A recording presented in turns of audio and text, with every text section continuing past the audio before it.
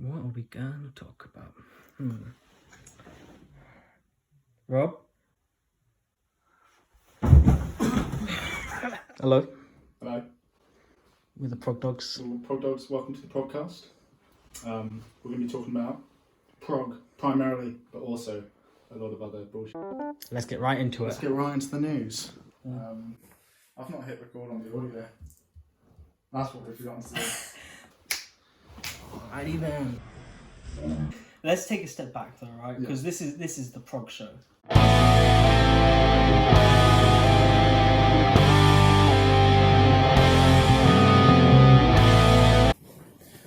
Welcome to the interview, Pete.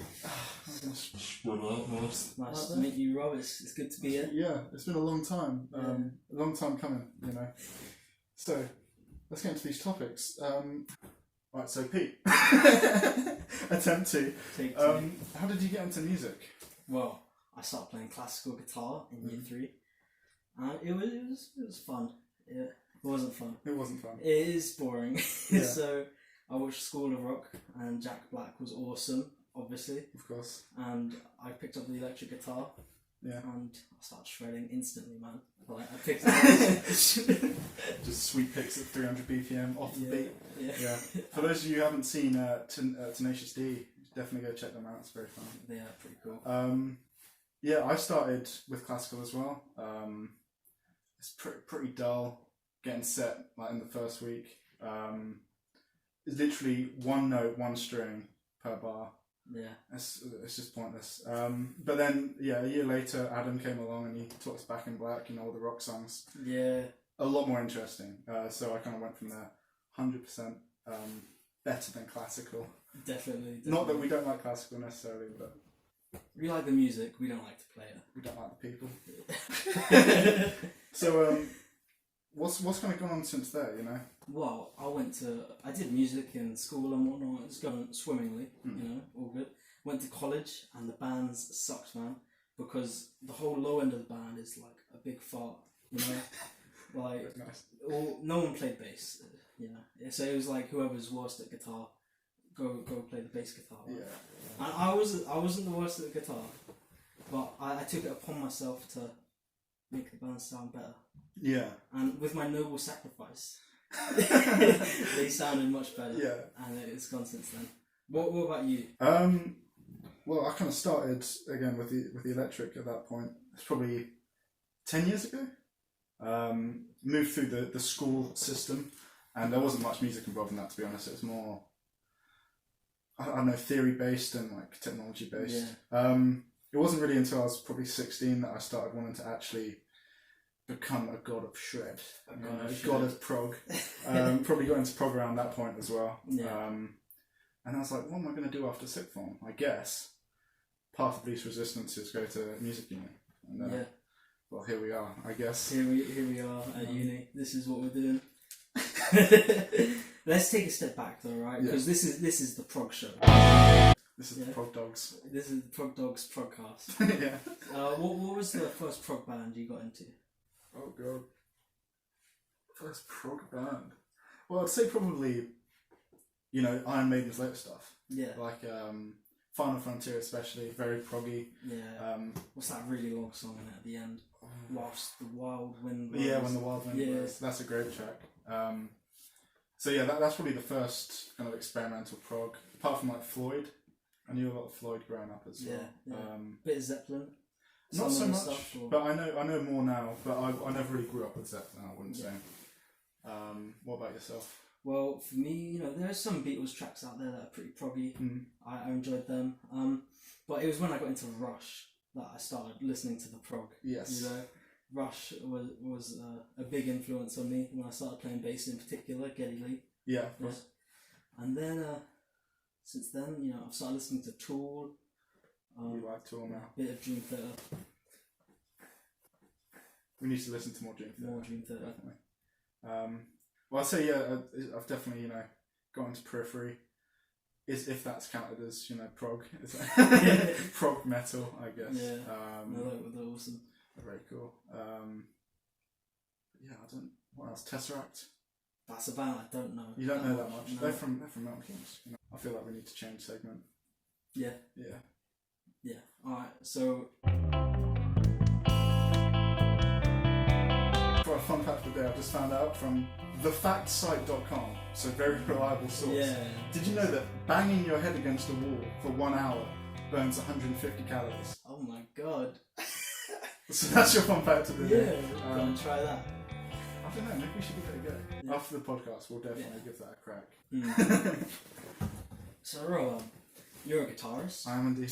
That is true. Tell me a bit about your playing style, your writing style, how you do things on it. Okay.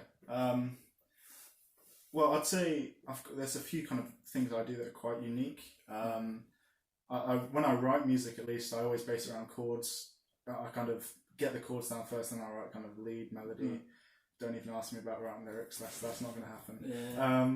But yeah, so one thing I do, for example, is I'll take a bar chord on the A string, say a major, and I'll take off the bar, so I'm leaving the, for example, if it's a dominant chord, leaving the G and the E string ringing. I see. So even when you slide it up, it's just kind of rich extensions. Super open chords. Exactly, yeah. And you can do a similar concept on the E string by just lifting the bar off and leaving that B and E string open.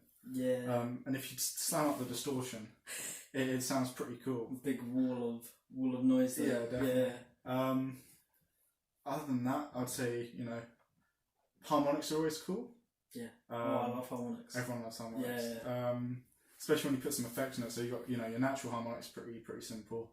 Your pinches, and recently your tapped harmonics. Tapped harmonics. Very cool. Yeah. Very cool. Insert example. So yeah, I'd say that's kind of the key techniques I use. Yeah. What about yourself? What are your bass techniques? Well, in terms of writing music, I always used to write on guitar. So I'm not much of a chords person. I don't really write in chords. I write in more riff. So I'd write my killer riff, right? That probably sounded like an AC/DC song. Yeah. And then I had a bass guitar, so I put in like the root notes, followed the riff, etc. But then when I started playing more and more bass, I started writing with the bass guitar. Which at first it was actually really difficult because you have to ignore the whole way you wrote before, and change style. Write the low end first and have it not sucking. It is pretty tricky. But I got there eventually. I've started doing a lot of chords on bass actually. That's they sound very cool. Yeah, I and hear that. the harmonics, of course. Yeah. I like this thing where you press down on a fret, you reach to another fret, and it plays a harmonic, and then you take this finger off, and it's a whole new harmonic. Fun fact for you. Interesting. Kind of similar to what's it called when you kind of, they're not quite natural harmonics. So you're using one hand to get the harmonic and the other to hit a fret.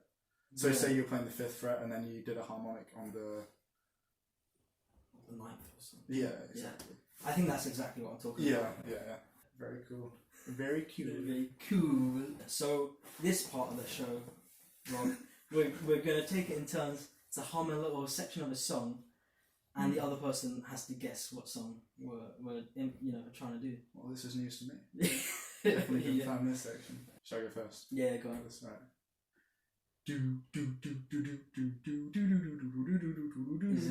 Is it by any chance Africa? Of course it's Africa by Toto. Yeah. It's the best song. Ever made.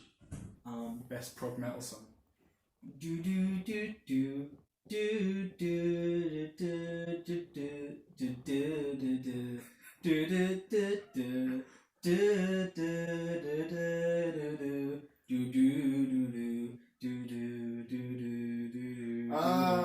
With the lights out. You got it. Alright, I've got a question for you, Rob. We've both had gigs, as you know, since we're in the same band. Yes. We know a thing or two about gigs. Yeah. What was the worst gigging experience you've ever had? Well, I would say, I think you know what I'm going to say here. I think so. This is my first and only gig with an Albion to this day. Wow. Because of COVID and whatnot. So yeah, we arrive at the venue. Everything's going great. Set up all the stuff, and bear in mind this is the first time I'm using wireless packs, clicks. I've never really used a proper pedal board before. I always use like channel switches. Yeah. So we go upstairs because we're coming downstairs for this show. And once we're on stage, everything's going great, But didn't you have like a super dramatic entrance? I did have a super... Yeah. Yeah, so the other 4 guys started off the song, did the first song, like the intro track, and then all of a sudden, I just pop out from behind the stairs, like... Yo! So yeah, we knock out the first song, which I believe was Fire, and then we move on to... Was it Earth? For anyone not wondering, these are names of songs. These are... Yeah, this isn't It just was events Fire, that are happening. Yeah, it was Fire. And then, yeah, the H string just snapped, which is pretty gutting. Fortunately, we'd foreseen this event. It's a pretty common thing with my guitar, isn't it? So jogged upstairs, grabbed the Brian May guitar, swapped all the stuff over, get back down, hit the strings, and there's no sound. So the wireless pack isn't working. Or was it the pedal board? We're not really sure. It was the tuning pedal, the Behringer tuner. I think everything went wrong. So the pedal went wrong. Have we got the pedal there? We do have the pedal. That's an old friend of mine, this pedal. Old friend, how many gigs has this boy ruined? Like at least one. At least one gig has been ruined by this. Well, we've ruined it now, so we got our revenge. Yeah. But yeah, so the amp wasn't working, so I decided to skip the pedal board, go directly into the amp. Yeah. And for the rest of the gig, I just had to... The only tone control I had was with the volume tone. On a guitar I've never really played before. Yeah. Pretty painful. I think I got through it. Yeah, those Brian May guitars, they've got really small frets as well. Small frets and a lot of switches. Yeah. I'm not sure, like, there's... It's all the... Phase in and out. Yeah, phase. Exactly. So we get through the gig eventually, and we call a taxi just off the street. Taxi drives by. We hail the taxi, get in the taxi, get back to our mate's house, leave the taxi, and my pedal board is missing. With a brand new pedal. Brand new pedal.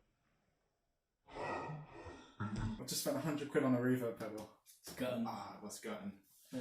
That was a painful night. I remember that night. You wanted to continue. Fortunately, we got it back, so it was kind of a happy ending. Yeah. Bit of a kerfuffle, but yeah.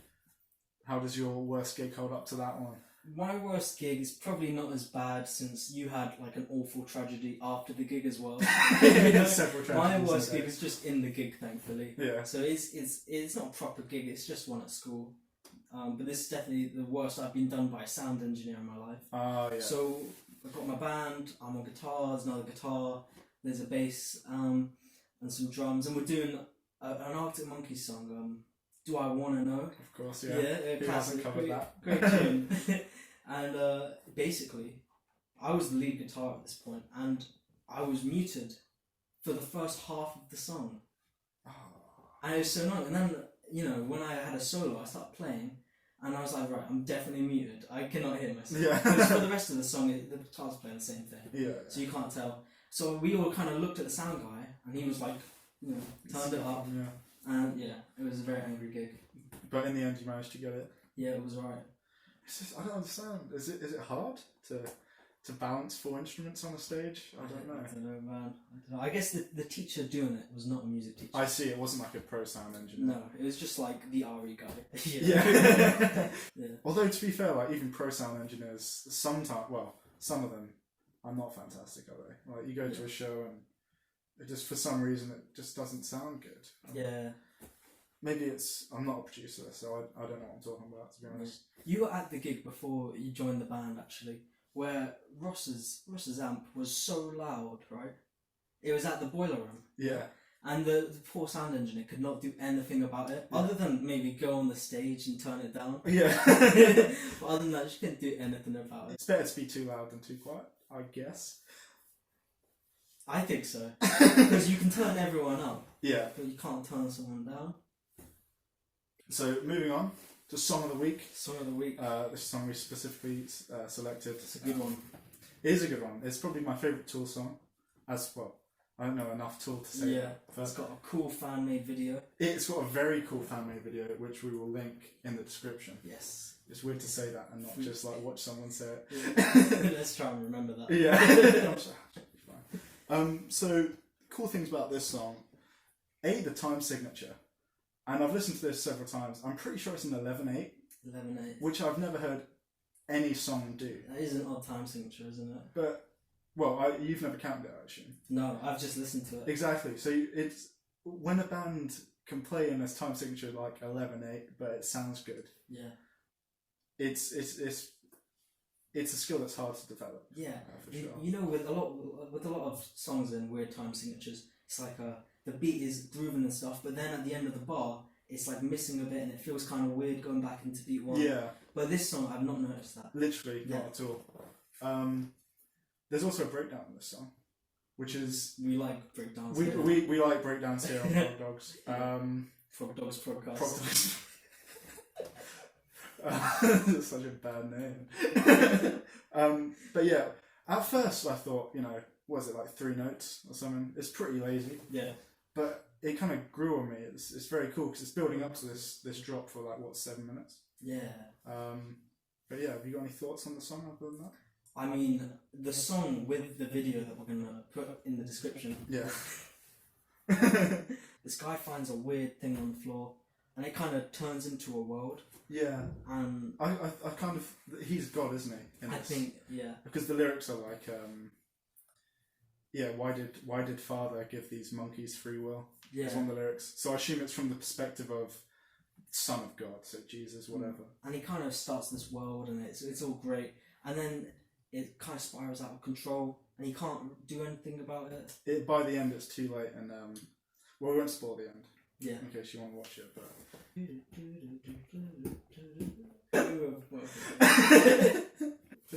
So we'll probably have a good 7 minutes from that. Yeah, I was going to check that. Still going. We should have like one kind of concluding out thingy, and then we'll move on to the outros and stuff. Yeah. I conclude. In conclusion. Subscribe, like, comment. We'll give us some sugar. Unfortunately, we've reached the end of the podcast now. It's very sad times, but this is surprisingly hard to talk In front of a camera. Yeah, and record it. So I'm sure we'll get better with it over time. Yeah. But yeah, so down below in the description we've got the social medias. So make sure to go and slap like on our Instagram, YouTube, follow our band page in Albion. We've got lots of projects coming up. Lots of projects, very cool stuff. Lots of it prog oriented. So if you like prog, if you're like prog, check out an Albion. And yeah, thanks for listening, guys.